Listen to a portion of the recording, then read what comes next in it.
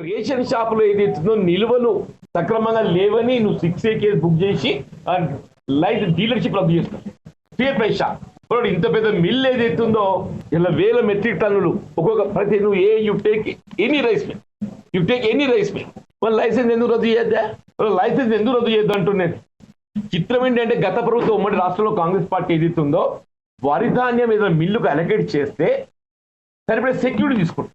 ఇవాళ తెలంగాణ ప్రభుత్వం ఏం చేసింది? ఏ విధమైన సెక్యూరిటీ లేకుండా, ఈ విధంగా సెక్యూరిటీ ఏమీ లేకుండా ఇవాళ మొత్తం ఏదైతున్నదో ఇలా మిల్లర్లో ఆడించింది ఆడ, పాడిందే పాట.